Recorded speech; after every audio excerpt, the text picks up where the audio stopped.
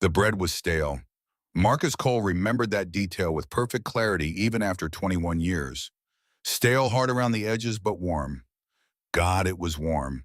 And the woman who handed it to him that frozen January morning in the year 2000 didn't look at him the way everyone else did. Like he was trash. Like he was invisible. Like he was already dead. She looked at him like he was human. You matter, son. You hear me? You matter.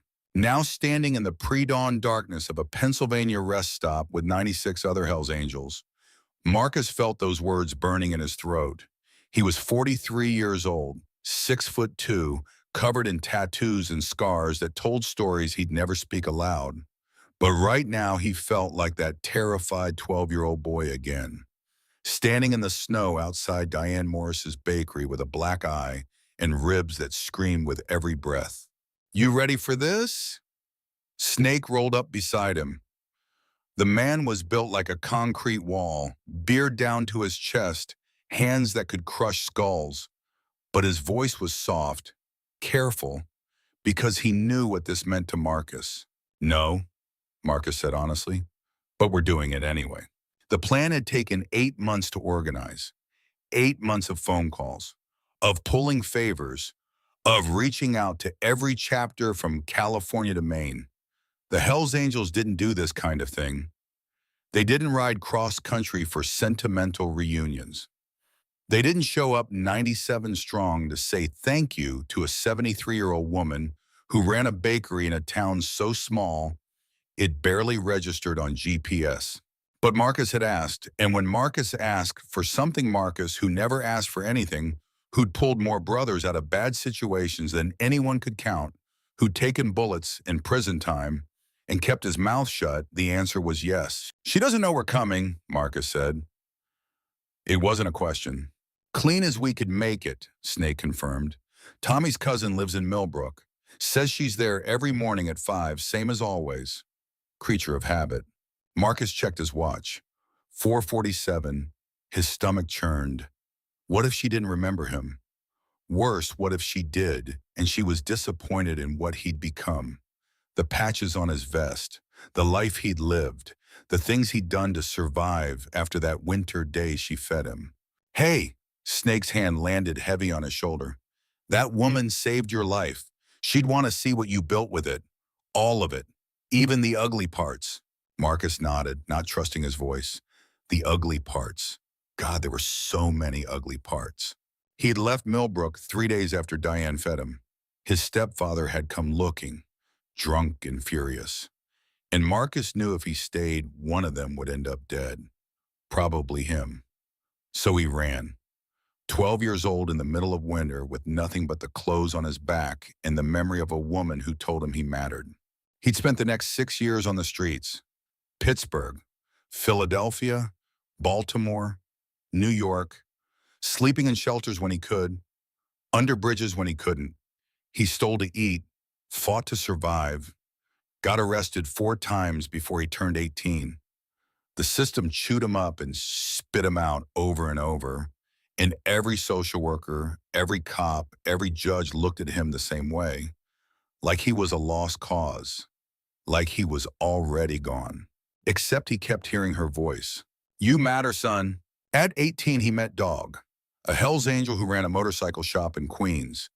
Dog was the first person since Diane who'd looked at him like he was worth something. Gave him a job sweeping floors, let him sleep in the back room, taught him how engines worked, taught him that family didn't have to mean blood. That respect was earned, not given. That the patch on your vest meant you'd die for the man next to you, and he'd do the same for you. Marcus had worn that patch for 23 years now. Earned it the hard way. Built a custom shop in Pittsburgh that employed 17 people. Most of them ex-cons or former addicts who needed the same chance Dog had given him. Started the Second Wind Foundation 6 years ago, helping kids aging out of foster care. Kids like him, thrown into the world at 18 with nothing and no one. And through all of it, through every success and every failure, through marriages that didn't work, and friendships that did, through the birth of his daughter and the death of his mentor, he'd carried those words. You matter, son. He had tried to find Diane over the years, sent letters to the bakery that came back unopened, called but the number was disconnected, drove through Millbrook twice but couldn't make himself stop. What would he say? How do you thank someone for saving your life when you're not sure the life you built was worth saving?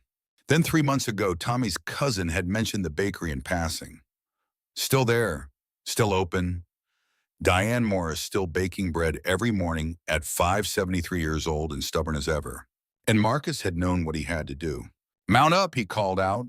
Engines roared to life, 97 strong. The sound was thunder. It was warfare. It was coming home. They rode in formation. 2 columns, Marcus at the head.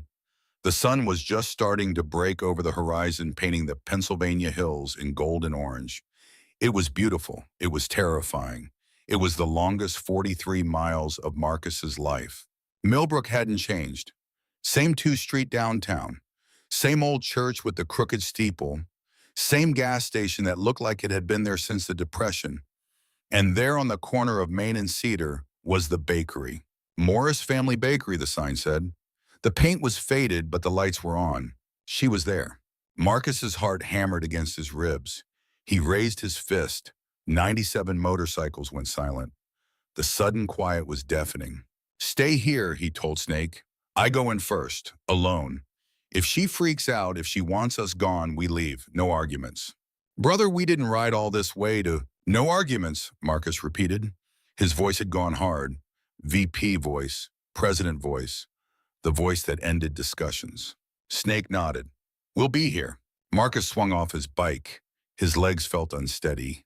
Ridiculous. He'd faced down rival gangs, corrupt cops, prison riots. But walking up to that bakery door was the hardest thing he had ever done. Through the window, he could see her. Older, gray-haired, moving slower than he remembered. But it was her, Diane Morris, pulling trays from the oven, humming something he couldn't hear. Alive. Real. Still here. He pushed open the door. The bell chimed, same as it had 21 years ago. She looked up, smiled that automatic customer service smile. Good morning. You're up early. What can I? She stopped. Her eyes went wide, and Marcus watched as recognition flickered across her face. Slow and then sudden, like a light switching on in a dark room. Jake, she whispered. His old name, the name from before, Jake Reeves. His throat closed up. He'd prepared a speech. 8 months of planning, and he'd written down what he wanted to say. Practiced it in the mirror. Rehearsed it with Snake. But now standing in front of her, all those words were gone. You remember me, he managed. Remember you. Her voice cracked. Sweetheart, I've thought about you for 21 years. Wondered if you were alive, if you were safe, if you... She pressed her hand to her mouth. Tears welled in her eyes. Oh my God, look at you. You're so tall. You're... She stopped taking in the leather vest, the patches, the scars. You're here. I'm here, Marcus confirmed. And I brought some people. They're outside, a lot of people. I need you to know they're not here to scare you or hurt you.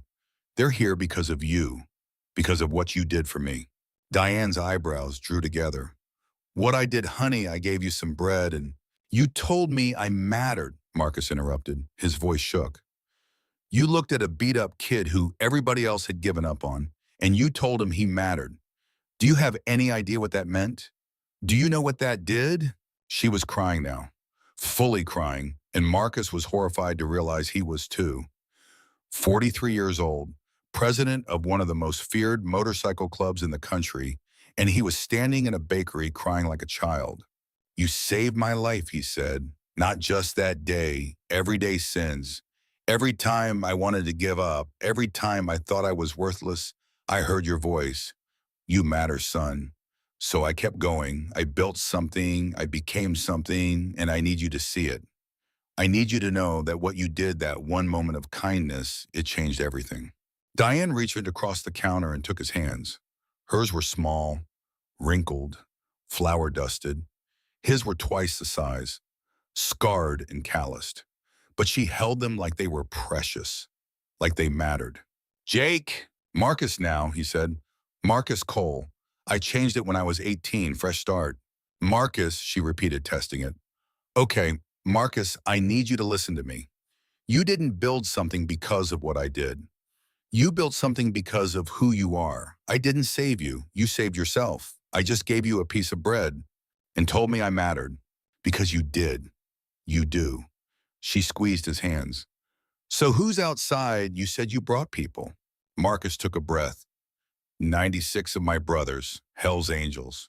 We rode in from 16 different states. They're here because I told them what you did and they wanted to say thank you too. A lot of them, most of them, they've got stories like mine. Someone who showed them kindness when they needed it most. They wanted to honor that, honor you. Diane's eyes went huge. 96 motorcycles outside my bakery, Marcus, the whole town is going to have a heart attack. Is that a yes? Can they come in? I mean, not all at once, obviously. We'll do shifts, but yes, she said immediately. Yes, of course. Oh, my lord, I need to make more coffee. Do you think they like cinnamon rolls? I've got dough rising for. Mrs. Morris, Marcus said gently, you don't have to feed them. She looked at him like he'd suggested she stop breathing. Marcus Cole, I have 97 hungry people outside my door. Of course I'm going to feed them. Now get out there and tell them to come in, groups of 10, and tell them to wipe their boots. I just mopped. Marcus laughed. Actually laughed. It felt like the first real laugh he'd had in years. He walked to the door, opened it, waved. Snake started his engine and the others followed. The sound built and built. A wall of noise that must have woken half the town.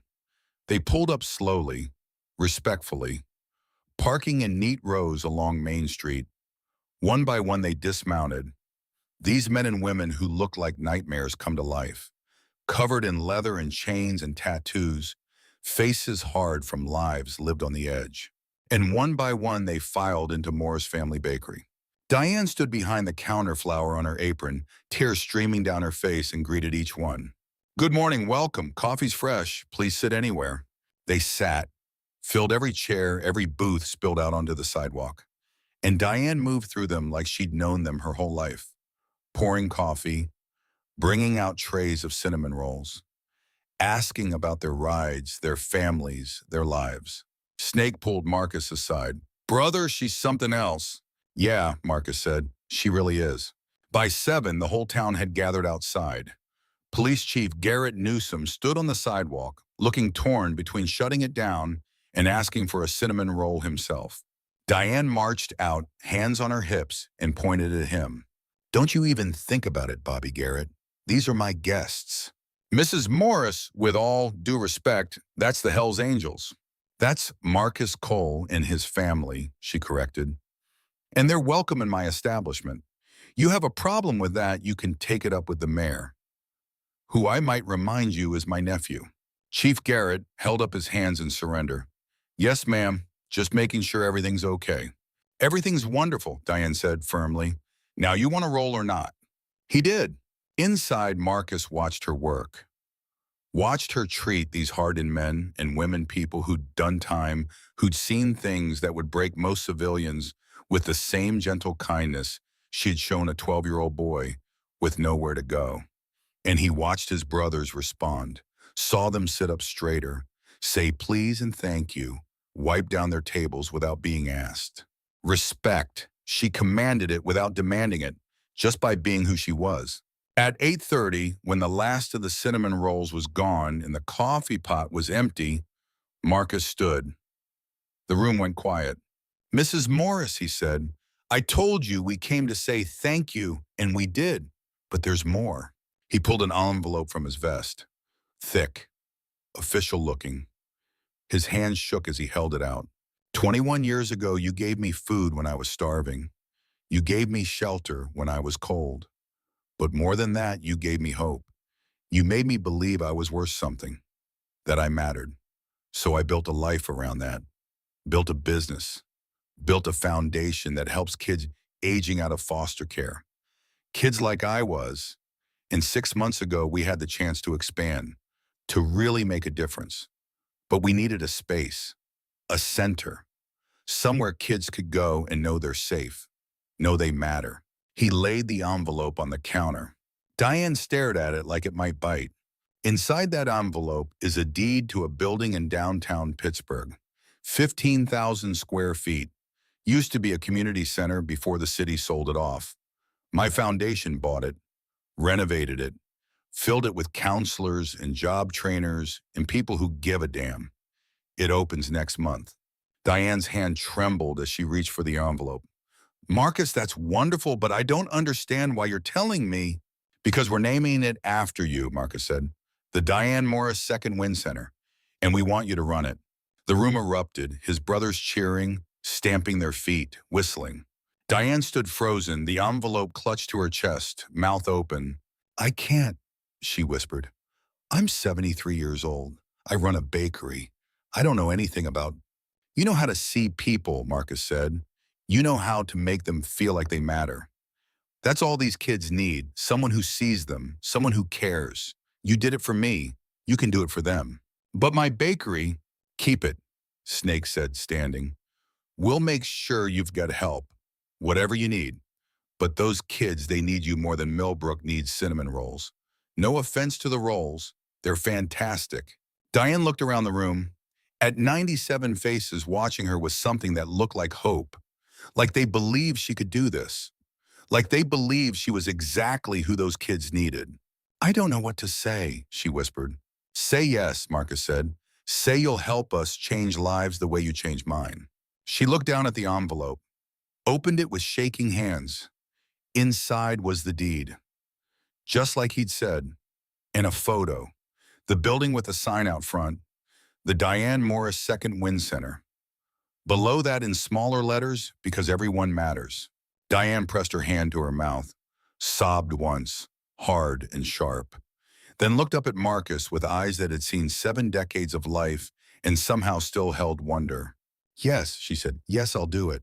The bakery exploded with noise, his brothers rushing forward, shaking her hand, hugging her carefully, telling her about kids they knew who needed this, about their own stories of second chances. And through it all, Marcus stood back and watched. She'd saved him with a piece of bread and 3 words. Now maybe they could save others together.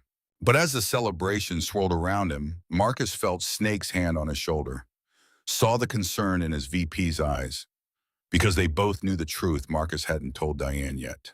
The building was ready, the staff was hired, the funding was secure, but the city council was fighting them. Claimed a Hells Angels run foundation was a front for criminal activity, threatened to revoke their permits, and they had a vote scheduled for next week that could shut down the whole thing before it started. Marcus had 97 brothers who'd ridden across the country to honor a woman's kindness. Now he needed to figure out how to protect what she'd agreed to build before the people who'd never believed in second chances destroyed it. The celebration continued. Diane laughed, surrounded by grateful bikers, and Marcus smiled because she deserved this moment of joy. But in the back of his mind, a clock was ticking. The celebration lasted another hour before reality crashed back in. Marcus watched Diane move through the crowd, her face glowing with something he hadn't seen in the old photographs Tommy's cousin had shown him. Pure joy. She belonged here, surrounded by people who understood what second chances meant. But Snake's grip on his shoulder tightened, and Marcus knew the conversation they needed to have couldn't wait much longer. We need to talk, Snake said quietly, outside. Marcus nodded, slipped through the crowd without drawing attention. Diane was too busy listening to Razor tell her about his daughter, clean 3 years now, working as a paralegal, to notice him leave. Good. Let her have this moment before the hammer fell. The morning air hit him like a slap. Half the town stood across the street, phones out filming everything. Marcus recognized some faces from his childhood. Mrs. Henderson, who used to chase him off her porch. Mr. Thompson from the corner store, who'd called the cops on him twice for stealing candy. They didn't recognize him. Why would they? He'd been a scrawny, broken kid. Now he was a man who'd built himself from nothing. City council meets in 4 days, Snake said, lighting a cigarette. Our lawyer says it's not looking good. Define not good. They've got 3 votes locked to deny our permits. Need 4 to pass. Right now we're sitting at 3 against 2 for 2 undecided. Snake exhaled smoke. One of those undecideds is Councilman Whitfield. Guess who his biggest campaign donor is? Marcus's jaw clenched. Don't tell me. Harrison Development, same company that wanted to buy our building and turn it into luxury condos. We outbid them. They're pissed. And now Whitfield is suddenly very concerned about community safety. Convenient. Gets better, Snake said, his voice dripping sarcasm. The other undecided is Rebecca Thornton, former district attorney. Built her whole career on being tough on gangs, specifically us. Marcus remembered Thornton. She tried to nail their chapter on RICO charges back in 2018. Failed, but not for lack of trying. The woman had a vendetta that bordered on obsession. So we're screwed. Unless we can flip one of them by Monday. Snake dropped his cigarette, crushed it under his boot. Or we find leverage. No. Marcus's voice went hard. We don't operate like that anymore. You know that. Everything we've built, everything we're trying to do with Second Wind, it's about being better than what people think we are. We start playing dirty, we prove them right. Then what's your plan, brother? Because right now we've got a 73-year-old woman in there who just agreed to run a center that might not exist in a week. Marcus had no answer. He'd spent 8 months organizing this ride, securing funding, renovating the building. He thought the hard part was done. Stupid. The hard part was always convincing people like Thornton and Whitfield that men like him deserved a chance to do something good. The bakery door opened. Diane stepped out wrapped in a cardigan despite the warming day. She looked between them and Marcus watched her smile fade. Something's wrong, she said, not a question. It's nothing we can't handle, Marcus lied. Marcus Cole, I've run a bakery for 47 years.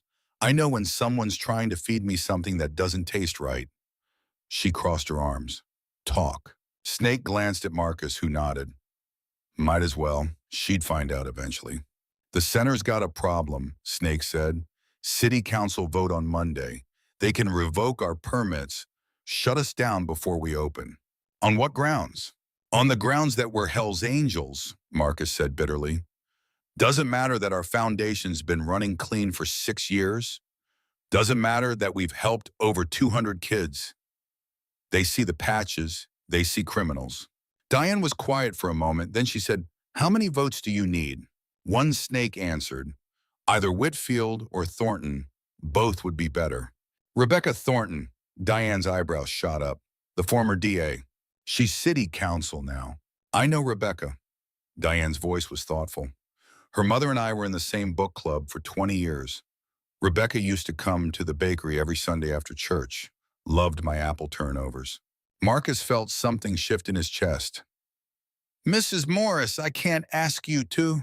You're not asking, I'm offering. She pulled her cardigan tighter. You rode across the country to thank me for giving you bread. You think I'm going to let some council vote destroy what you've built? Not on my watch.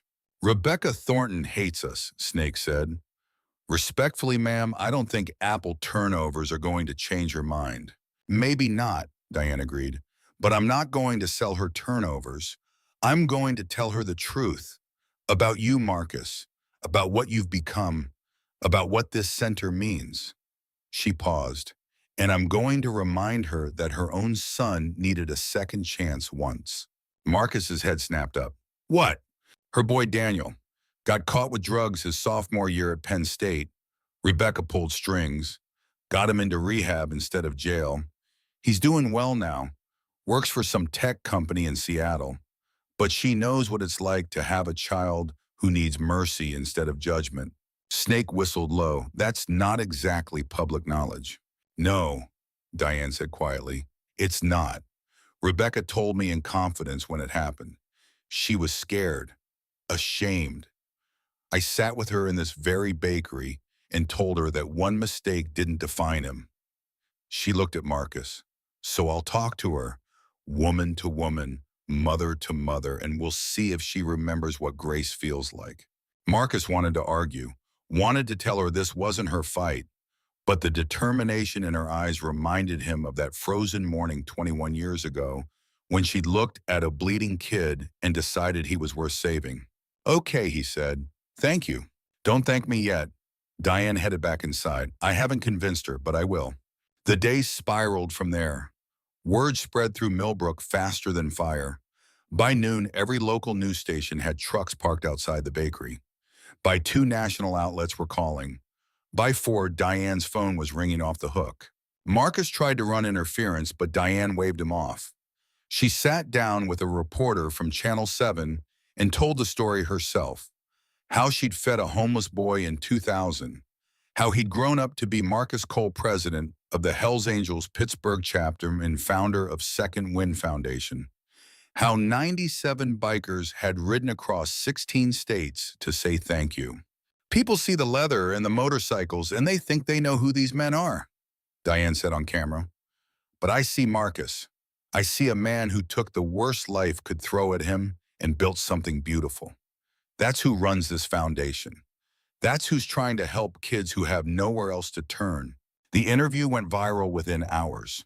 Marcus's phone exploded with messages, some supportive, many hateful. One from his ex-wife Rachel asking if he'd lost his mind. 2 from lawyers offering pro bono help with the council vote. But the one that mattered came at 6 p.m., a text from an unknown number. This is Rebecca Thornton. Diane Morris called me. I'd like to meet. Tomorrow 9 a.m. my office. Come alone. Marcus showed Snake, who frowned. Could be a setup, or it could be our only shot. You trust her. Marcus thought about Diane standing in her bakery defending him to reporters. Thought about the risk she was taking. Using a confidence Rebecca had shared in grief to try to save his center. I trust Mrs. Morris, he said, and she trusts this is worth trying. That night, most of the bikers headed to a campground outside town. Too many to sleep in Millbrook, not without causing a panic. But Marcus stayed. Diane insisted, pointed to the apartment above the bakery where she used to live before buying her house. It's just storage now, she said. But the bed's still good, you'll stay there. It wasn't a request. Marcus climbed the narrow stairs, feeling like he was stepping back in time. The apartment was small, cluttered with boughs and old furniture, but clean. Diane had clearly been up here recently. And on the small kitchen table, she'd left a plate of cinnamon rolls covered in plastic wrap. A note beside it in shaky handwriting. In case you get hungry, you still matter. D. Marcus sat down hard, put his head in his hands. 21 years of being hard, of being strong, of being the man everyone else leaned on. And here he was crying over a plate of cinnamon rolls. His phone buzzed. His daughter Mia, she was 16, lived with her mother in Harrisburg. They weren't close. His fault, not hers. He'd been too focused on the club, the business, the foundation. Too focused on saving everyone else to notice his own kid slipping away. Dad, I saw the news. Are you okay? He stared at the text for a long moment, then typed back, yeah, baby girl, I'm okay. How are you? Proud of you? 3 words. That's all it took to crack him open completely. When had Mia last said she was proud of him? When had he last given her a reason to be? Can I come see the center when it opens, she texted. I want to help, like volunteer or something. Marcus's hand shook as he responded. I'd love that, if we can get it open. You will. You always figure things out. He wished he had her confidence. Sleep didn't come easy. Marcus lay in a stranger's bed in the town he'd fled as a child, wondering how he'd ended up here. Wondering if Diane's faith in him was misplaced. Wondering if he was about to let down every kid counting on Second Wind because he couldn't convince a city council that he was more than his past. At 7 a.m., Diane knocked on the door with coffee and eggs. They ate in comfortable silence. The kind that only exists between people who've seen each other's scars. You nervous? She asked finally. Terrified. Good, means you care. She refilled his coffee. Rebecca's tough, but she's fair. You show her who you really are, not who she thinks you are, and you've got a shot. And if I can't, Diane reached across the table, took his hand. Then we fight harder, but we don't give up. You didn't give up when you were 12 and alone. You don't get to start now. At 8:45, Marcus pulled up to City Hall on his Harley. The building was old, built in the 20s, all stone and authority. He felt underdressed in his jeans and vest. But he'd left the full patch at the bakery. Today, he wore a simple leather vest with no club markings, just a man asking for a chance. Rebecca Thornton's office was on the third floor. Her assistant, a young guy who looked nervous, showed Marcus in without a word. Thornton sat behind a massive oak desk, reading glasses perched on her nose, silver hair pulled back severe. She was in her early 60s, Marcus guessed, attractive in that sharp, no-nonsense way that came from years of commanding courtrooms. "Mr. Cole," she said without looking up. "Sit in." He sat, waited. She made him wait a full 2 minutes before closing her file and removing her glasses. "Diane Morris is a good woman," Thornton said. "One of the best I've known. When my son was arrested, when my world was falling apart, she sat with me for hours. Didn't judge, didn't gossip, just listened and told me Daniel would be okay." Her eyes, sharp and gray, locked on Marcus. "So when she calls me and says I need to meet with you, I take that seriously. I appreciate." "I'm not finished." Thornton's voice could cut glass. "I also take seriously the fact that you run an organization with a documented history of violence, drug trafficking, and organized crime. I spent 20 years prosecuting men like you. I know what you're capable of. With respect, ma'am, you don't know me." "Don't I?" She pulled out another file. Thick. "Marcus Cole, born Jake Reeves, arrested at 14, 15, 16, 17 for theft, assault, vandalism. Joined the Hells Angels at 19, 2 prison stints, one for aggravated assault, one for—" "I know my record," Marcus interrupted. His voice was steady, but his heart hammered. "I also know what's not in there. The motorcycle shop I built from nothing that employs 17 people. The foundation that's helped 212 kids in 6 years. The fact that I've been clean of any criminal charges for over a decade." "People don't change," Thornton said. "Your son did." The words hung in the air like a grenade. Thornton's expression didn't shift, but something flickered behind her eyes. "My son had advantages," she said quietly. "Family support, financial resources, access to treatment that cost more than most people make in a year. You want me to compare his situation to yours?" "No," Marcus said. "I want you to remember that someone gave him a chance when they didn't have to, and that chance saved his life." He leaned forward. "I'm not asking you to trust me because I've changed. I'm asking you to trust the kids who need this center. Kids who won't get the advantages your son had. Kids who will end up dead or in prison without someone believing they're worth saving." Thornton was quiet. Then she said, "Why a center? Why not just write checks to existing programs?" "Because existing programs didn't want me," Marcus said bluntly. "When I aged out of foster care at 18, I went to every youth center, every job program, every resource they told me about. Know how many let me through the door once they saw my record zero. Know how many times I was told I was a lost cause, too many to count." His voice roughened. "These kids, they don't need another place that'll turn them away. They need somewhere that says, yeah, you screwed up. Yeah, life dealt you garbage. Come in anyway. We'll figure it out together." "And you think you can provide that?" "I know I can because I lived it. Because every person on my staff lived it. We're not social workers with degrees and theories. We're people who survived the system trying to help others do the same." Thornton pulled off her glasses, rubbed her eyes. She looked tired. "I've got developers breathing down my neck, donors threatening to pull funding, constituents who are genuinely afraid of having a Hells Angels operation in their neighborhood. We're not an operation, we're a foundation. You know how that sounds to people who don't know the difference." "Then help me show them," Marcus said. "Give us 6 months. If we screw up, if we cause problems, pull the permits then. But give these kids a chance to have what your son had. Someone who believes they're worth saving." The silence stretched. Marcus could hear the clock on the wall ticking, could hear traffic outside, could hear his own heartbeat in his ears. Finally, Thornton spoke. "I'll make you a deal. You get Whitfield to vote yes, I'll vote yes." Marcus's stomach dropped. Whitfield is in Harrison Development's pocket. Then convince him otherwise. Thornton put her glasses back on, picked up her file. "You want me to risk my political capital on your foundation? Show me you can build consensus. Show me you can work within the system instead of against it. Do that, and I'm in. It was a test. Marcus knew that, maybe impossible, but it was more than he'd walked in with. I'll get Whitfield, he said. You've got until Monday. Thornton didn't look up. Don't make me regret this. Marcus left City Hall feeling like he'd gone 10 rounds. He called Snake immediately. How did it go? We need to flip Whitfield by Monday or Thornton won't back us. Snake cursed creatively. Brother Whitfield is untouchable. Harrison's got him locked down. Then we unlock him. Marcus started his bike. Get everyone together. We're going to remind Pittsburgh what Second Wind has done, and we're going to make it impossible for Whitfield to vote against us.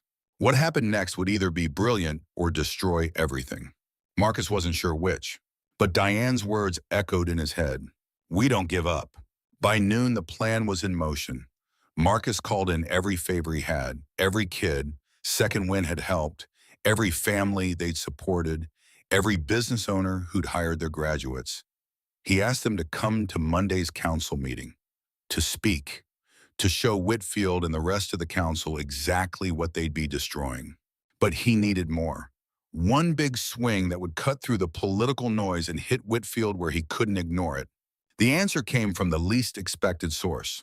Marcus was back at the bakery strategizing with Snake and Diane when his phone rang. Unknown number? Again. Mr. Cole, this is Jennifer Whitfield, Councilman Whitfield's daughter. Marcus mouthed Whitfield's daughter to Snake, who nearly dropped his coffee. Ms. Whitfield, how can I help you? I saw the news about your foundation, about what you're trying to do. She paused. My father's going to vote against you on Monday. I know. He shouldn't. Her voice cracked slightly. I aged out of foster care 4 years ago. I know what that's like. I know what it's like to be 18 and alone and terrified. I got lucky, found a shelter, met people who helped, but most kids don't get lucky. Marcus's pulse kicked up. Ms. Whitfield, call me Jen, and I want to speak at the council meeting against my father's vote. Snake was shaking his head frantically, mouthing, trap. But Marcus heard something in Jen's voice. The same thing he had heard in his own voice at 18. Desperation, hope, the need to matter. Your father won't like that, Marcus said carefully. My father doesn't know I was in foster care. He thinks I lived with my aunt until I was 18. She laughed bitter and sharp. He doesn't know a lot of things about me, but maybe it's time he did. Jen, I appreciate this, but I can't ask you to blow up your family for... You're not asking. I'm offering. She took a breath. Those kids need the center, and my father needs to understand that his policies have real consequences. For real people, for people like me. Will you let me speak? Marcus looked at Diane, who was listening intently. She nodded. Yes, Marcus said. We'd be honored. After he hung up, Snake exploded. Are you insane? Whitfield will bury us when he finds out we recruited his daughter. We didn't recruit her, Marcus said. She volunteered. There's a difference. Whitfield won't see it that way.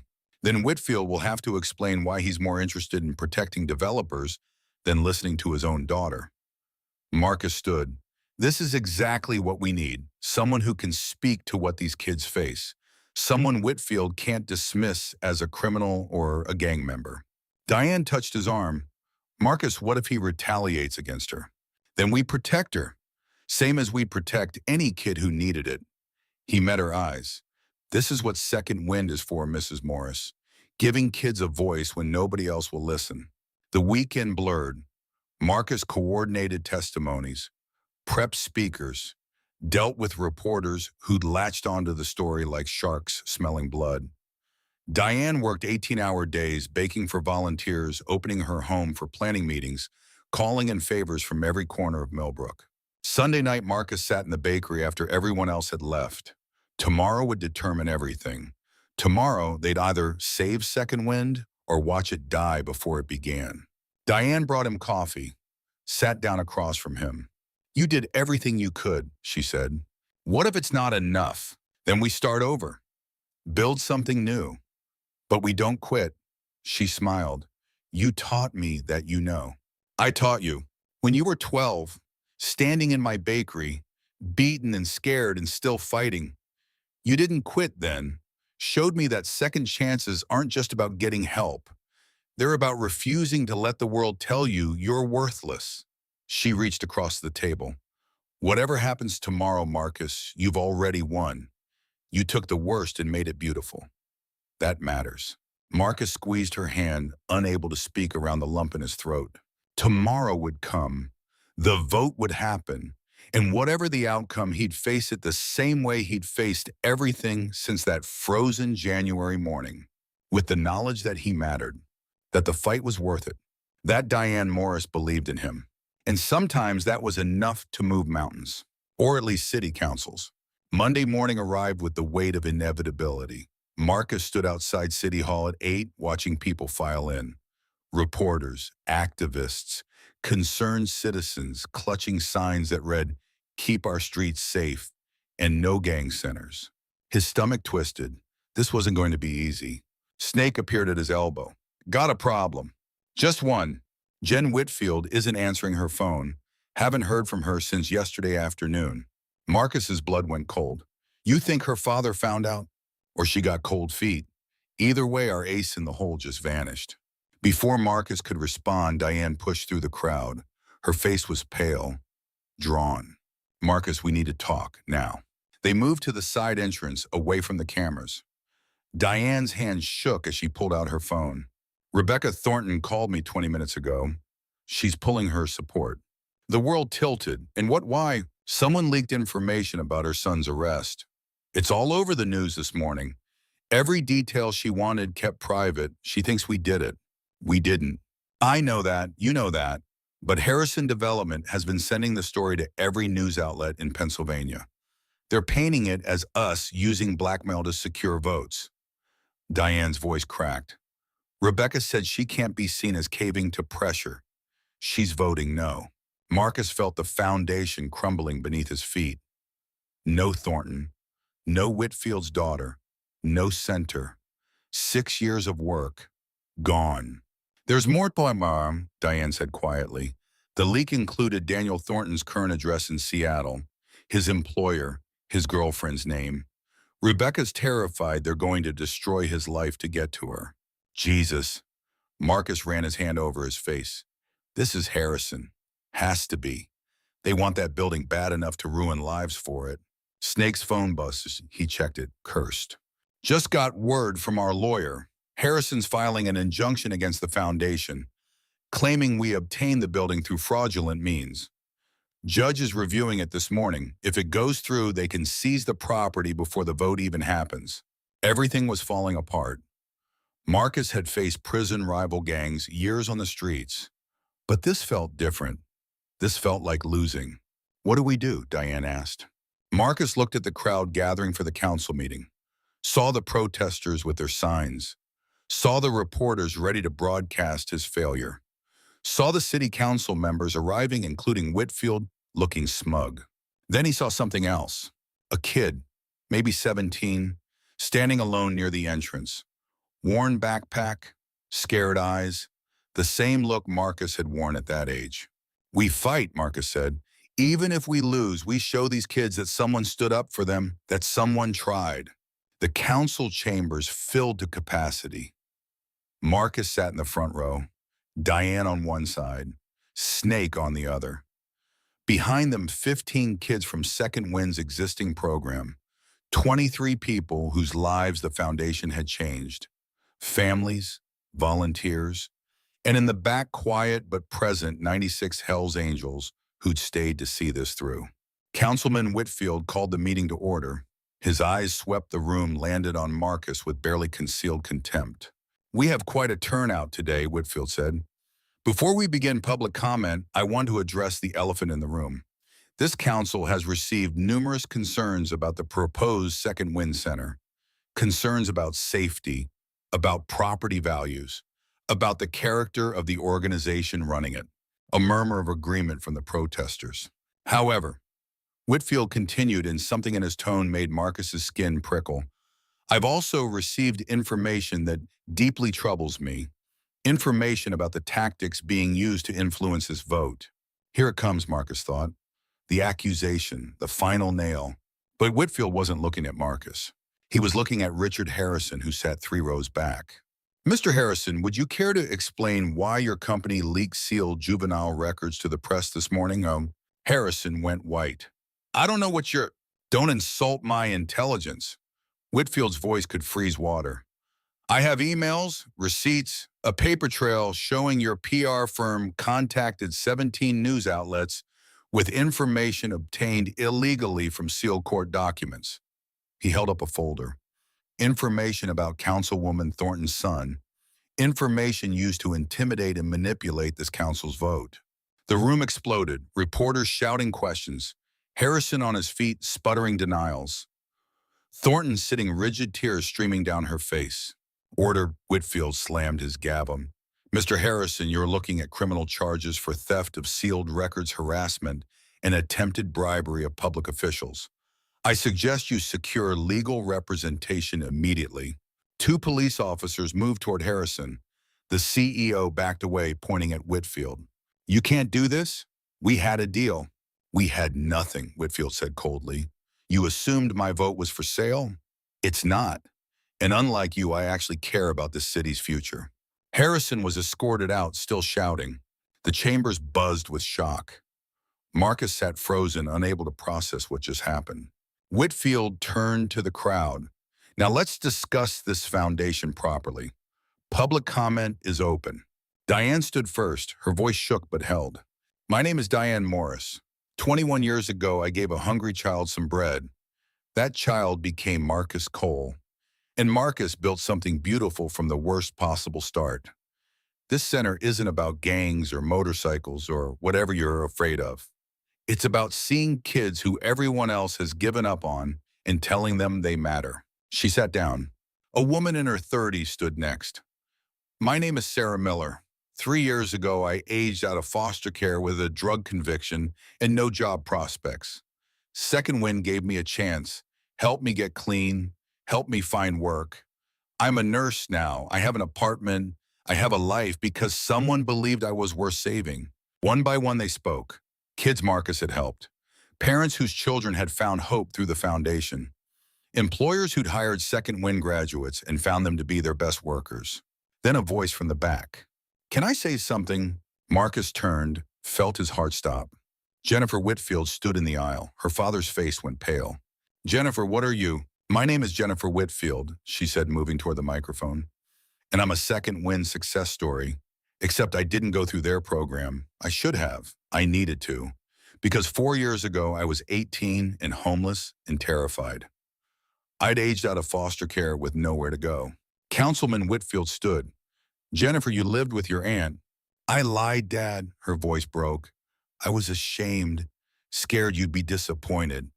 So I told you Aunt Marie took me in, but she didn't. I lived in shelters, slept in my car, went hungry more times than I can count. Tears streamed down her face. I got lucky, found help, but most kids don't. Most kids like I was end up dead or in prison or worse. And you want to vote against giving them a place to go. The silence was absolute. Whitfield looked like he'd been hit by a truck. You're my daughter, he whispered. I'm also proof that these kids deserve a chance, that they're not statistics or problems to solve. They're human beings who need someone to see them. She looked at Marcus. Mr. Cole saw them, built something for them. Don't destroy it because you're scared of his past. Judge him on what he's doing now. She sat down. Whitfield stood, frozen, face working through emotions Marcus couldn't name. Grief, shame, horror, love. Thornton was next to speak. She stood slowly, composed herself. This council has been manipulated, she said. My family has been threatened. My son's privacy violated, all because one company wanted to intimidate us into destroying something good. She looked directly at Marcus. I spent 20 years prosecuting criminals. I know what they look like, and Mr. Cole, whatever you were, you're not that anymore. You're a man trying to save lives. My vote is yes. The room erupted in applause. Whitfield still hadn't moved. Councilman Whitfield, Thornton said gently, I believe you have something to say. He looked at his daughter, looked at Marcus. When he spoke, his voice was raw. I didn't know. Jennifer, I didn't. He stopped, collected himself. I've spent this entire debate worried about property values and political optics. I forgot what actually matters. The people, the kids who need help. He turned to the council. I move that we approve Second Wind Foundation's permits immediately and offer any city resources they need to succeed. Second, Thornton said. All in favor. 7 hands went up. Only one opposed a councilman who'd been Harrison's loudest supporter. Motion carries, Whitfield said. Then he stepped down from the dais and walked to his daughter. Jennifer stood, and he pulled her into a hug that looked like it might break them both. I'm sorry, he whispered loud enough for the microphones to catch. I'm so sorry I wasn't there. You're here now, Jennifer said. That's what matters. Marcus couldn't breathe, couldn't think, couldn't believe what just happened. Snake grabbed his shoulder, squeezing hard. We won, brother. We actually won. Diane was crying, laughing, hugging everyone in reach. The Hells Angels in the back were on their feet, silent but powerful, a show of solidarity that spoke louder than any words. But Marcus's eyes were on the teenager he'd seen outside, the kid with the scared eyes. He was still there, watching everything with an expression Marcus recognized. Hope, fragile and tentative, but real. Marcus walked over. You okay? The kid shrugged. I age out next month. Was going to come to your center, but I thought, he gestured at the chaos. Thought it might not happen. It's happening, Marcus said firmly. You got a place to stay until then. Shelter on 5th. Give me your number. We'll figure something out before next month. Get you set up. Marcus pulled out his phone. What's your name? Owen. Owen, I'm Marcus, and I want you to know something. He waited until the kid met his eyes. You matter. Whatever you're dealing with, whatever happens next, you matter. Don't forget that. Owen's face crumpled. He nodded, unable to speak. Marcus gave him his number. Made him promise to call if he needed anything. Then he turned back to the chaos of victory, feeling the weight of 21 years lifting off his shoulders. Diane found him, threw her arms around him with surprising strength for a woman her age. We did it, she said. You did it, Marcus corrected. You started this, all of it, with a piece of bread and 3 words, and you finished it with courage and heart and refusing to give up. She pulled back, looked him in the eye. Your daughter's here. Did you see her? Marcus's head snapped up. Mia, back row, came with her mother. He found her immediately. 16 years old, so much taller than he remembered. She waved, tentative. Her mother, Rachel, stood beside her. Rachel didn't wave, but she didn't look angry either. Just tired, sad. Marcus made his way over. Hey, baby girl. Hey, Dad. Mia hugged him hard. That was incredible. You came. Of course I came. You were trying to help people. I wanted to see it. She stepped back, and I meant what I said. I want to volunteer. For real. Rachel cleared her throat. Marcus, can we talk outside? His stomach clenched, but he nodded. They stepped into the hallway, leaving Mia with Diane. I owe you an apology, Rachel said without preamble. I spent years angry at you for choosing the club over us. But watching you in there, listening to those people talk about what you've done, I realized I was wrong. You didn't choose the club over us. You chose to survive the only way you knew how. And you built something good from it. Marcus didn't trust himself to speak. Mia wants a relationship with you, Rachel continued. A real one. And I'm not going to stand in the way anymore. She deserves to know her father, the real one, not the one I was angry at. Thank you, Marcus managed. That means thank you. Don't screw it up, Rachel said, but she smiled slightly. She's a good kid, stubborn, gets that from you. They went back inside. The council had adjourned, but no one was leaving. People clustered around Marcus, congratulating him, asking about the center's opening. He answered mechanically, still processing everything. Then Whitfield approached. The man looked 10 years older than he had an hour ago. Mr. Cole, I need to apologize. I let politics and money influence my judgment. I nearly destroyed something important because I was too proud to see past your jacket. You voted yes, Marcus said. That's what matters. It's not enough, Whitfield's voice caught. My daughter, she went through hell while I was too busy campaigning to notice. That can't happen to other kids. So I want to help, however I can, funding, resources, connections, whatever Second Wind needs. Marcus studied him, saw genuine remorse, saw a father trying to make amends. We'll take you up on that, he said, extending his hand. Thank you. They shook. A photo that would make the front page of every paper in Pennsylvania.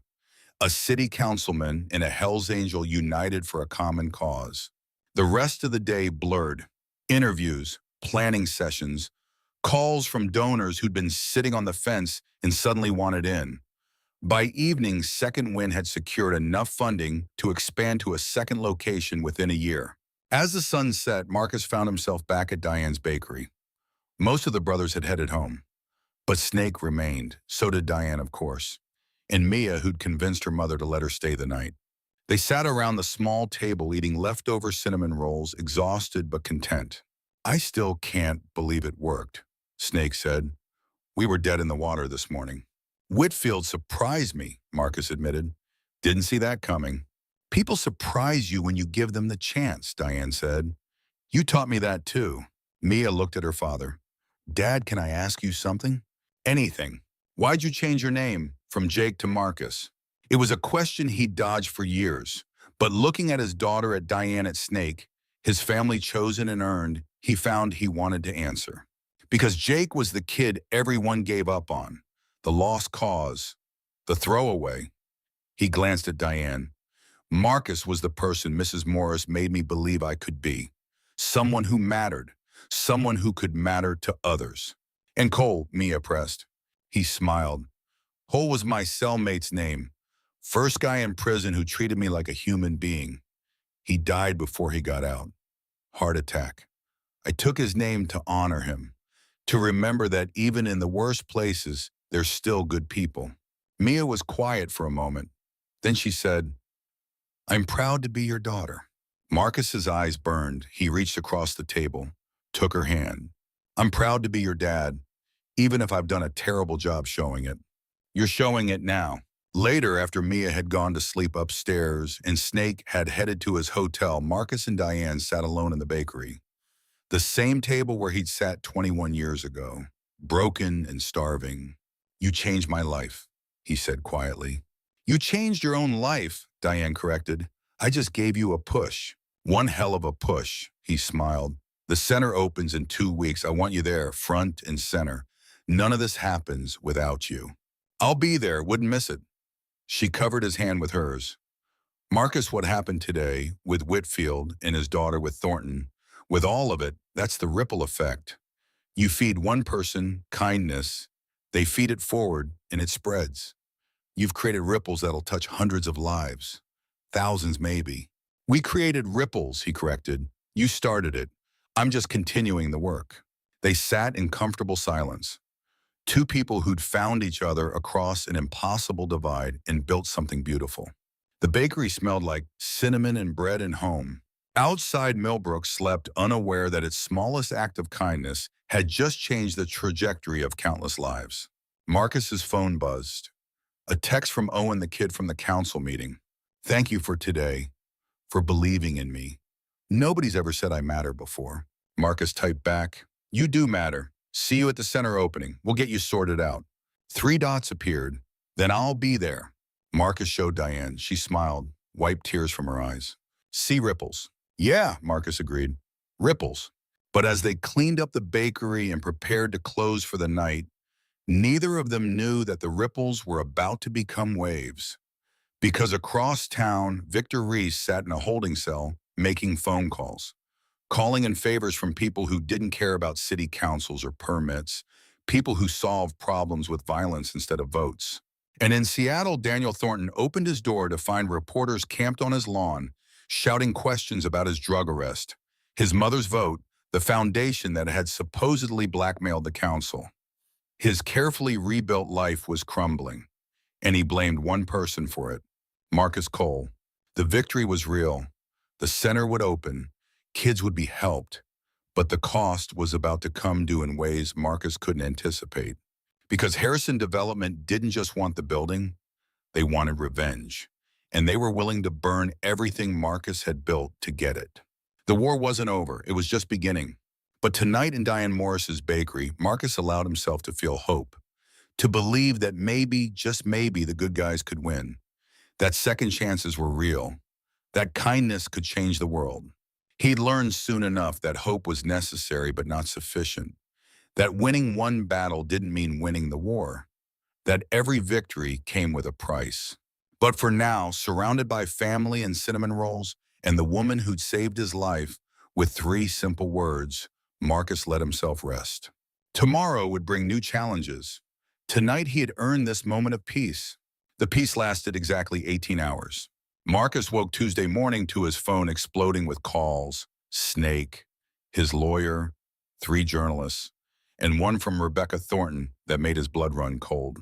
"My son's in the hospital," she said without preamble. Her voice was hollow. "Someone broke into his apartment last night, beat him unconscious. The doctors say he'll recover, but Marcus, they left a message, spray painted on his wall. This is what happens when you cross Harrison." Marcus sat up so fast his head spun. "Is he okay? Do they have protection on him?" "Seattle PD has officers posted, but my son is terrified. Says he wants nothing to do with any of this. With the foundation, the vote, any of it." Thornton's voice cracked.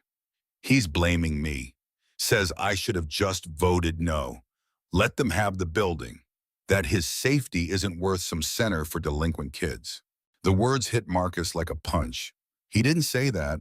He did, and maybe he's right. Maybe I was selfish thinking I could stand up to Harrison without consequences. "Rebecca, listen to me. I voted yes because I believed in what you're doing," she interrupted. "I still do, but I won't sacrifice my son for it. I'm calling an emergency council session for Thursday. I'm going to move to rescind yesterday's approval." "You can't." "I can and I will. I'm sorry, Marcus. I truly am. But he's my child. Nothing matters more than that." She hung up. Marcus stared at his phone, feeling yesterday's victory turn to ash. Snake burst through the door without knocking. "You heard. Thornton's flipping. Emergency session Thursday." Marcus was already pulling on clothes. "Harrison's playing for keeps." "It's worse than that." Snake's face was grim. "Fire marshals showed up at the center this morning. Found violations. Electrical, plumbing, structural.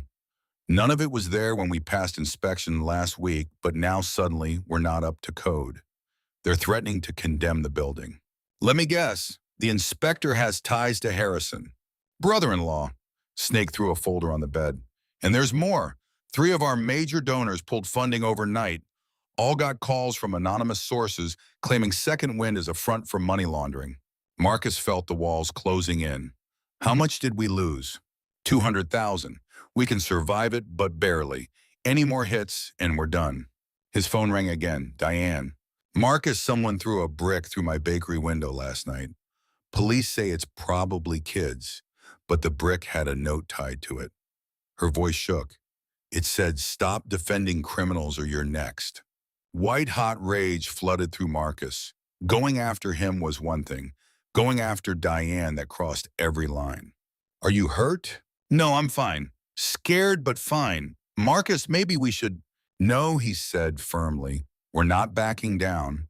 Harrison wants us afraid, wants us to quit. We don't give him that satisfaction." After he hung up, Snake said quietly, "Brother, maybe she's right. This is getting dangerous. People are getting hurt. So we let Harrison win, let him destroy everything we built because he's willing to hurt people. I'm saying maybe we regroup, find another building, another city, somewhere Harrison doesn't have his claws in." Marcus shook his head. "We run now, we prove everyone right, that we're criminals who fold when things get hard, that we don't deserve to help these kids." He grabbed his vest. "No, we fight, but we fight smart." They met at the center an hour later.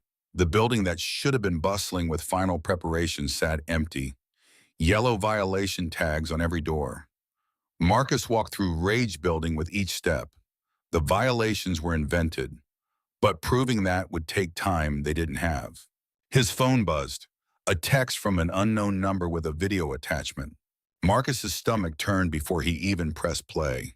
The video I showed Owen the kid from the council meeting. He was tied to a chair, face already bruising. A masked figure stood behind him.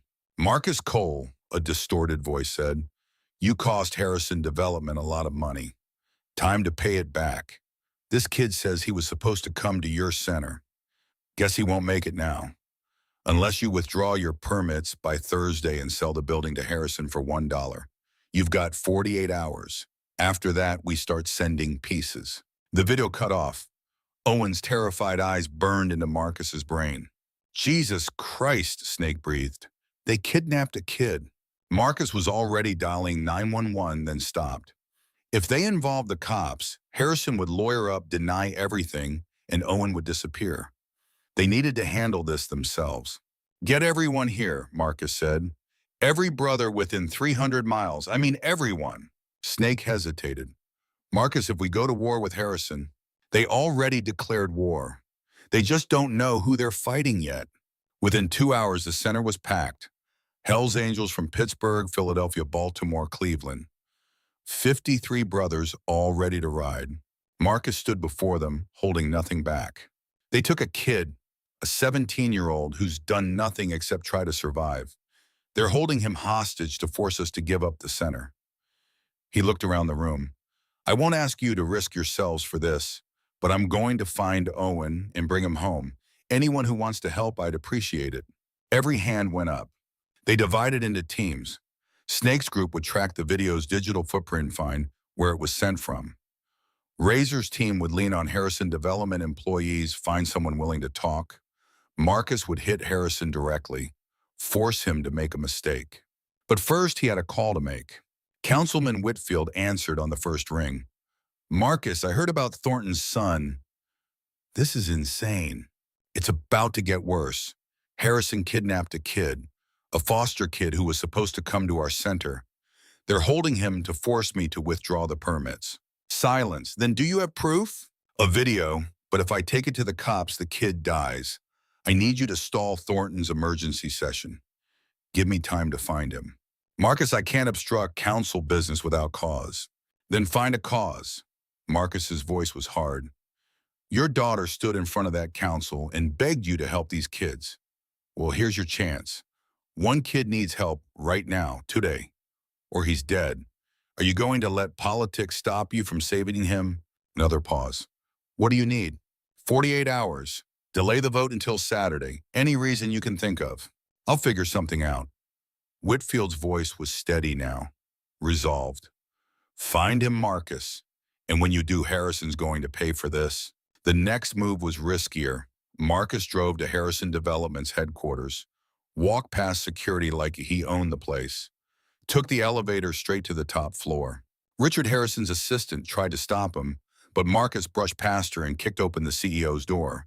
Harrison looked up from his desk, annoyed, then saw Marcus and went pale. "Get out, or I'm calling security." "Call them." Marcus played the video, watched Harrison's face carefully. The man was a corporate shark, ruthless and cold. But when he saw Owen tied to that chair, something flickered in his eyes. Shock, maybe even horror. "I don't know anything about this," Harrison said. "Bullshit. Your people did this." "My people," Harrison stood. "I wanted your building coal. I was willing to fight dirty to get it. Leaked records, yes. I'm not proud of it, but I did it. But kidnapping, assault, that's not how I operate." "Your goons put Thornton's son in the hospital." Harrison's jaw dropped. "What?" "No, I leaked the arrest records, yes, but I never authorized violence, never." Marcus studied him. The shock seemed genuine, which meant either Harrison was a better actor than he thought or something else was happening. "If not you, then who?" "I don't know." Harrison sat down heavily. "But I'm going to find out. Whatever's happening, it's not coming from me." Marcus wanted to believe him. Needed to, actually. Because if Harrison wasn't behind the kidnapping, they were looking for the wrong person. But trusting a man who tried to destroy his foundation hours ago felt like stepping off a cliff. "You've got connections," Marcus said. "People who owe you favors. Use them. Find out who took this kid. You do that, and I'll consider selling you the building after we're done with it." Harrison's eyes sharpened. You're serious. Dead serious. But first, the kid comes home safe. Then we talk business. Give me 6 hours. Marcus left feeling like he'd made a deal with the devil. But desperate times called for desperate measures. Back at the center, Snake had news. Traced the video to a burner phone purchased in Harrisburg 3 days ago. Credit card used was flagged for fraud last year. Dead end. What about Harrison's employees? Razor shook his head. Everyone we talk to is scared of losing their jobs, but none of them know anything about a kidnapping. Either it's locked down tight or it's not coming from Harrison. Marcus's phone rang. Mia. Dad, Mom's freaking out. Someone called our house asking if I'd be interested in being on TV to talk about my father, the criminal. She's scared they're going to come after us. Marcus's blood froze. Rachel and Mia. He'd been so focused on the foundation on Owen that he hadn't thought about his own family being targets. Pack a bag, he said. Both of you. You're staying at a hotel under assumed names until this is over. I'm sending Snake to get you. Dad, we're fine. Pack a bag. His voice left no room for argument. I can't protect Owen and worry about you. Please, baby girl, do this for me. She was quiet. Then, okay, but Dad, be careful. I just got you back. I'm not ready to lose you. You won't, he promised, hoping it was true. Harrison called back in 4 hours, not 6. I know who took your kid. Marcus gripped the phone. Who? Victor Reese, former head of my security. I fired him 3 months ago for using excessive force on protesters. He's been making threats ever since, saying I owed him, that he'd make me regret cutting him loose. Harrison's voice was tight. I didn't take him seriously. I should have. Where is he? I don't know, but I know who might. His cousin works in my accounting department. She just quit this morning, claimed a family emergency. I'm texting you her address now. The address came through. Marcus motioned to Snake, already moving. Harrison, if you're lying to me, I'm not. I'm a bastard Cole, but I'm not a kidnapper. And I'm not standing by while someone uses my company's name to hurt kids. He paused. When this is over, we need to talk. Really talk. About the building, the foundation, all of it. Marcus hung up without responding. No time for deals. Only time to find Owen. Reese's cousin lived in a rundown apartment complex on the south side. Marcus, Snake, and 4 other brothers kicked in her door before she could blink. She screamed, dropped her coffee, scrambled for her phone. Where's Victor? Marcus demanded. I don't know what you're... Snake grabbed her phone, scrolled through her messages. You texted him 2 hours ago asking if the package was secure. Where's he? She started crying. He said it was just to scare someone. Said nobody would get hurt. He's my cousin. I couldn't... Where? Old warehouse on Cemetery Road. The one Harrison Development was going to demolish for the condos. She sobbed. Please, he said it was just business. Just pressure. Nobody was supposed to... They were already gone. The warehouse sat isolated, surrounded by overgrown lots and abandoned buildings. Perfect place to hide someone. Marcus counted 3 vehicles outside. Reese wasn't alone. We go in quiet, Marcus said. Find Owen first. Fight second. Understood. His brothers nodded. They split up surrounding the building. Marcus and Snake took the front entrance, slipping through a broken door into darkness. Voices echoed from deeper inside. Marcus followed them, every sense on high alert. They found Owen in what used to be an office, still tied to the chair, eyes closed, blood crusted on his face. But his chest moved. Alive. Reese stood 10 feet away talking on a phone, 2 other men with him, both armed. Marcus didn't hesitate. He rushed forward, hitting Reese like a freight train. They went down hard, Marcus's fist connecting with the man's jaw once, twice, 3 times. Reese's goons moved, but Snake and the others were there, fists flying, bodies crashing. The fight was brutal and short. Marcus's brothers knew how to handle themselves. Within 2 minutes, Reese and his men were on the ground, bleeding and groaning. Marcus cut Owen loose. The kid's eyes fluttered open. Marcus, I've got you. You're safe. Marcus checked him for serious injuries. Bruises, cuts, but nothing life-threatening. Can you walk? I think so. Snake called 911. See. Reported shots fired at the warehouse, gave the address. The cops would find Reese and his crew exactly where they deserved to be. They got Owen out into Marcus's truck and drove straight to the hospital. The kid was quiet, shaking, probably in shock. "Why'd you come for me?" Owen asked finally. "You don't even know me." Marcus glanced at him. "Because you matter. I told you that at the council meeting. I meant it." People say a lot of things they don't mean. Yeah, they do. But not about this. Not to me. Marcus pulled into the hospital parking lot. 21 years ago, someone saved my life when they had no reason to. I've been paying that forward ever since. You're part of that chain now. And when you're older, stronger, when you've got your life together, you'll do the same for someone else. Owen wiped his eyes. What if I can't? What if I'm not strong enough? You are. You survived this. You're still here. That's strength. Marcus helped him out of the truck. Now let's get you checked out. Then we're figuring out where you're staying until the center opens. The hospital visit took 3 hours. Concussion, cracked rib, various contusions. They wanted to keep Owen overnight for observation. Marcus sat with him until he fell asleep, then called Diane. "We found him. He's safe." Her relief was audible. "Thank God." "Marcus, I've been praying all day." "Keep praying. We're not done yet." He filled her in on Harrison's involvement or lack thereof on Reese on everything. So Harrison wasn't behind it. Doesn't look like it. His former employee went rogue, tried to use the situation for his own revenge. Marcus rubbed his eyes. Harrison wants to talk about the building, about working together. I don't know if I trust him. Do you think he's changed? I think he's scared. Scared of lawsuits, bad publicity, criminal charges. Whether that translates to actual change. Marcus shrugged. No idea. Diane was quiet for a moment. People can surprise you. Give him a chance to prove he means it, but verify everything. Trust, but verify. Exactly. Marcus met with Harrison the next morning in a neutral location, a coffee shop downtown. The CEO looked like he hadn't slept. Tie loosened, eyes bloodshot. "The kid okay?" Harrison asked immediately. "Concussion and a cracked rib. Could have been worse." "Christ!" Harrison ordered coffee with shaking hands. "Reese was my responsibility. I hired him. I should have known he was unstable." "You fire a lot of unstable people." "More than I like." Harrison met his eyes. "I built an empire on being ruthless, on crushing competition, on winning at any price. It served me well financially. But sitting in that cell Monday watching everything fall apart, I realized something.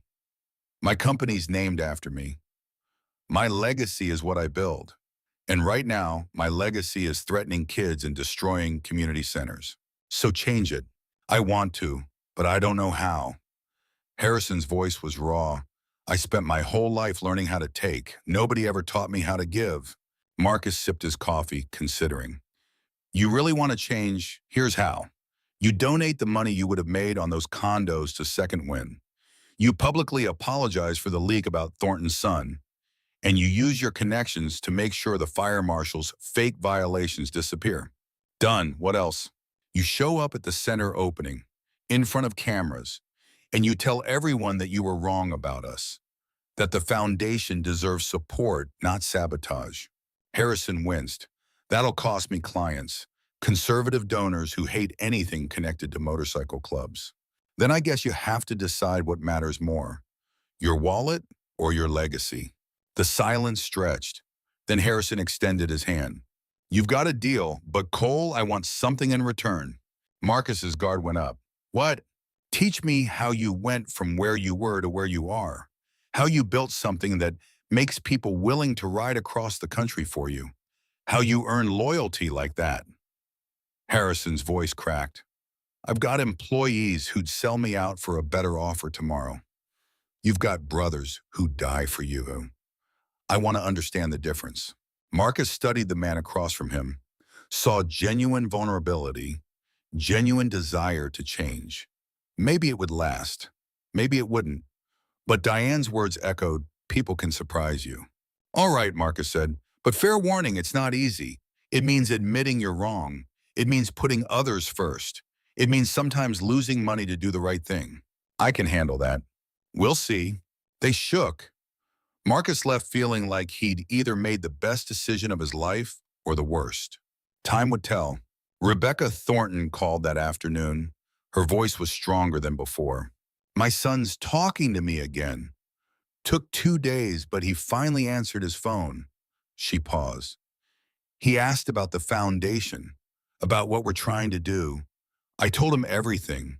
About you, about Diane, about the kids who need this. What did he say? He said he's sorry for blaming me. That fear made him lash out. And he wants to help. He works in tech. He's offering to build a website for Second Wind. Set up your online presence, all of it. Pro bono. Marcus felt something loosen in his chest. Tell him thank you. We'd appreciate that. Marcus, I'm not rescinding my vote. The emergency session's canceled. Whitfield found procedural grounds to delay it, and I'm not pushing anymore. The center stays open. I appreciate that more than you know. Don't thank me yet. Harrison may be backing off, but there'll be others. People who don't want to see an organization like yours succeed. You need to be ready for that fight. I've been fighting my whole life, Marcus said. I'm not stopping now. Thursday evening, Marcus gathered everyone at Diane's bakery. Owen released from the hospital. Mia back from the hotel with Rachel. Snake and the brothers who'd helped rescue Owen. Councilman Whitfield and his daughter Jennifer. Even Harrison looking uncomfortable but present. Diane moved through them, serving coffee and cinnamon rolls, creating community from chaos. I want to say something, Marcus said, standing. The room quieted. A week ago, 97 of us rode into this town to say thank you to a woman who showed kindness to a kid who didn't deserve it. We thought that was the end of the story. Turns out it was just the beginning. He looked around the room. We've been threatened, attacked, sabotaged. We've had people try to destroy what we built. And yeah, it's been hell. But we're still here. The center's still opening. And we've got more support now than we did before. Owen raised his hand hesitantly. Can I say something? Of course. The kid stood, nervous but determined. I've been in the system my whole life. Bounced between homes, between cities, between people who didn't want me. I learned not to trust anyone because everyone eventually leaves. His voice shook. But you came for me. You risked everything to bring me home. Nobody's ever done that before. You matter, Marcus said simply. That's what we do here. We show up for people who matter. And I want to be the first, Owen said. The first kid officially enrolled in Second Wind. If you'll have me. Marcus felt his throat tighten. We'd be honored. Diane started crying. Then Mia. Then half the room. It was messy and beautiful, and everything Marcus had fought for condensed into one moment. Harrison cleared his throat. I owe everyone here an apology. I tried to destroy something good because I wanted a profit. That was wrong, inexcusable, and I'm sorry. He looked at Marcus. I'm making it right, starting with a donation of $500,000 to Second Wind and a public statement supporting the foundation's work. The room erupted. Snake was shaking his head in disbelief. Whitfield was grinning. Diane was hugging Harrison, who looked terrified and touched in equal measure. But Marcus's eyes were on Owen, on the kid who'd been terrified and beaten and still chose to trust, who'd taken the worst and decided to build something better, just like Marcus had done 21 years ago. The ripples Diane started with a piece of bread were becoming waves, and those waves were going to change everything. The celebration at Diane's bakery lasted until midnight, but Marcus couldn't shake the feeling that the hard part was just beginning.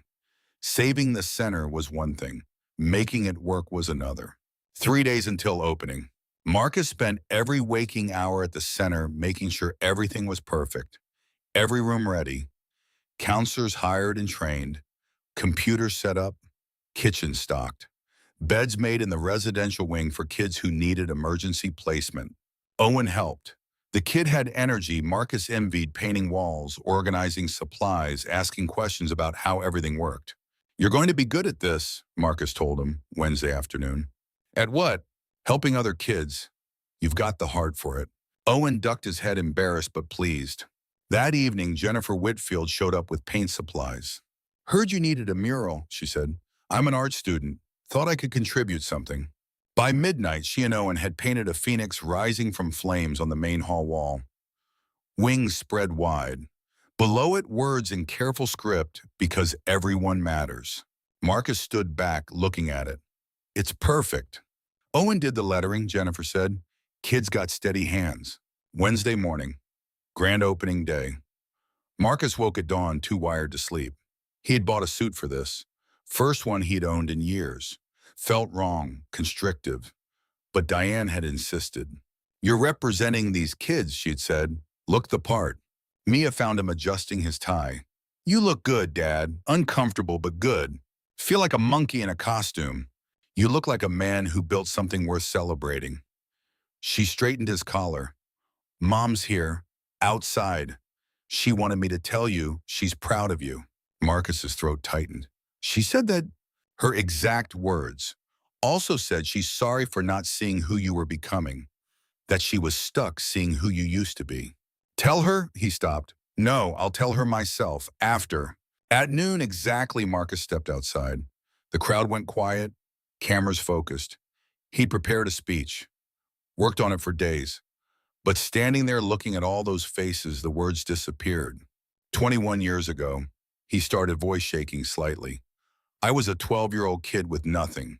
No home, no family, no hope.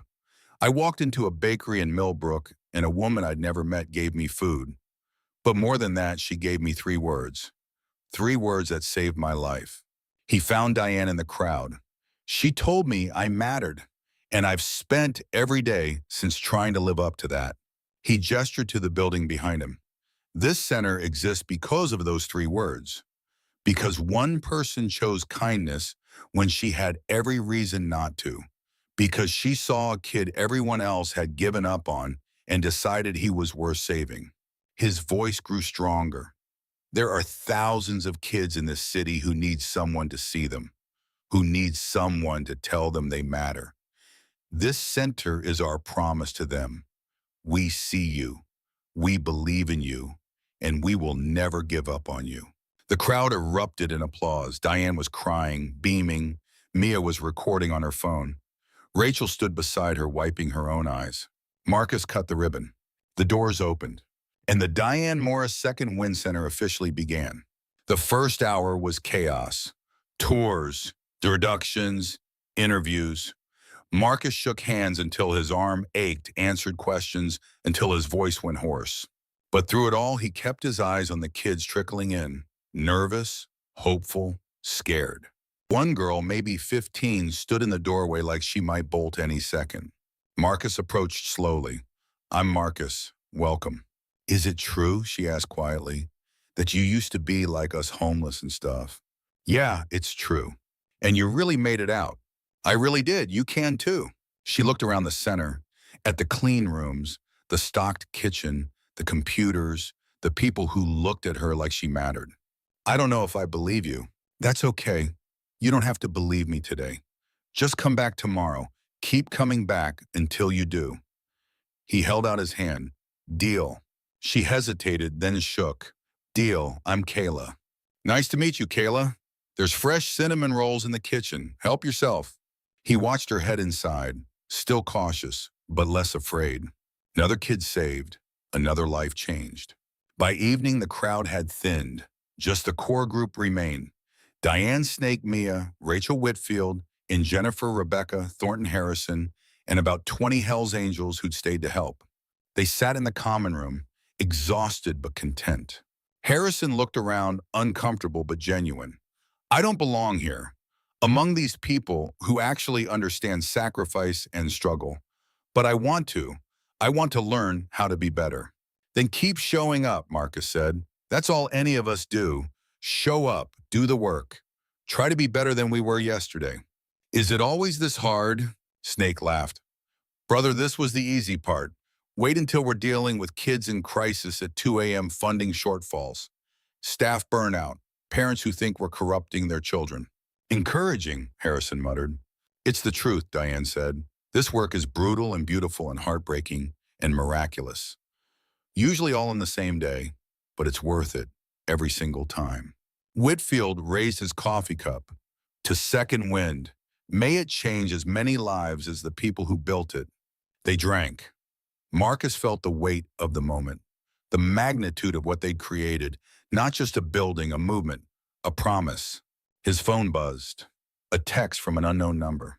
My name is Christina. I heard about your center from a friend. I age out next month and I'm scared. Can I come by tomorrow? Marcus typed back immediately. Yes, we'll be here. You matter. Three dots. Then thank you. He showed Diane. She smiled through fresh tears. Sea ripples. That night, after everyone had left, Marcus stood alone in the center's main hall. The Phoenix mural glowed in the security lights, because everyone matters. He thought about the boy he'd been, standing in Diane's bakery with a black eye and broken ribs, certain he was worthless. Thought about the man he'd become, flawed, scarred, but trying, always trying. His phone rang one more time, an unknown number. He answered. Is this Marcus Cole? A woman's voice, tentative. Yes. My name is Linda Martinez. I'm a social worker in Baltimore. I have a 16-year-old boy who just got released from juvenile detention. No family, nowhere to go. I heard about your center on the news. Is there any chance? Bring him tomorrow, Marcus said. We'll figure it out. Just like that. Just like that. What's his name? Anthony. He's had a rough go. Anger issues, trust problems, history of violence. Marcus smiled. Sounds like someone I used to know. We'll take care of him. After he hung up, he walked to the mural, traced the phoenix's wings with his finger. Behind him, footsteps. Diane appeared wrapped in her cardigan. Couldn't sleep, she asked. Too wired, too grateful, too aware that this almost didn't happen. But it did happen because you fought for it, because 97 bikers rode across the country, because people chose kindness over fear. She stood beside him. You know what the best part is? What? We're just getting started. This center is one building in one city. But the story, your story, our story, it's spreading. I got calls today from people in Chicago, Atlanta, Seattle, all asking how to start their own second wind chapters, all wanting to create places where kids matter. Marcus felt something break open in his chest. Really? Really? What we built here, what you started by surviving and thriving and refusing to give up, it's bigger than us now. It's a movement. He looked at the woman who'd saved his life with bread and 3 words. The woman who'd stood by him through everything. The woman who'd taught him that kindness was the most powerful force in the universe. Thank you, he said, for everything, for seeing me when nobody else would, for believing I mattered when I didn't believe it myself. Diane took his hand. You saved yourself, Marcus. I just reminded you that you were worth saving. You did the rest. We did the rest, he corrected. All of us. Together. She smiled. Yeah, together. They stood in silence, watching the phoenix rise on the wall. Outside, Pittsburgh slept. But inside, the Diane Morris Second Wind Center hope was just waking up. Somewhere in the city, a kid was making the decision to walk through those doors tomorrow. To take a chance on the crazy idea that maybe, just maybe, they mattered. That maybe someone would see them, believe in them, fight for them. And they would, because that's what Marcus had built. Not just a center, a promise. A promise that every kid who walked through those doors would hear the same 3 words that had saved him 21 years ago. You matter. Everything else, the programs, the counseling, the job training, the housing, all of it flowed from those 2 words. Because once a kid believed they mattered, once they internalized that truth, they could survive anything, build anything, become anything. Marcus had proven that. Owen was proving it. Kayla would prove it. Anthony would prove it. Christina would prove it. And thousands more after them. The ripples Diane started with a piece of bread had become waves. And those waves were going to change the world. One broken kid at a time, because everyone mattered. And that simple truth, spoken with love and backed by action, was enough to move mountains, change lives, and prove that the best thing you can give someone isn't money or opportunity or even safety. It's the unshakable belief that they're worth saving, Marcus Cole had received that gift 21 years ago in a small bakery in Millbrook, Pennsylvania, from a woman who looked at a bleeding, terrified child and decided 3 words were worth speaking. And he'd spent every day since proving she was right. Now standing in a center that bore her name, surrounded by the proof that one act of compassion could echo across decades and transform countless lives, Marcus finally understood what Diane had known all along. Kindness wasn't weakness. It was revolution. And every person who chose it, who looked at someone broken and saw someone worth saving, was changing the world in ways they'd never fully understand. The phoenix on the wall seemed to glow brighter. Marcus squeezed Diane's hand. Tomorrow they had opened the doors again. More kids would come, more lives would change, more ripples would spread. 6 months from now, there would be a second Win Center in Chicago, another in Atlanta, another in Seattle. Each one started by someone who'd heard Marcus's story and decided their city needed the same thing. Someone who'd seen a kid everyone else had given up on and decided they were worth fighting for. The movement was growing, and it all traced back to this moment, to a 73-year-old woman who ran a bakery, to 97 bikers who rode across the country, to a councilman who chose his daughter over his donors, to a former district attorney who remembered her son needed mercy, to a CEO who learned that legacy matters more than profit. But most of all, it traced back to a 12-year-old boy named Jake Reeves who'd been beaten starving and convinced he was worthless, who'd walked into a bakery on a frozen January morning and heard 3 words that would change his life. You matter, son. Marcus Cole had spent 21 years proving those words were true. And now finally standing in the center that would help thousands of kids hear the same message, he allowed himself to feel what he'd been chasing all along. Peace. Not because the fight was over. It never would be. But because he'd finally become the person Diane had always believed he could be. Someone who mattered. Someone who made others matter. And in the end, that was enough. That was everything.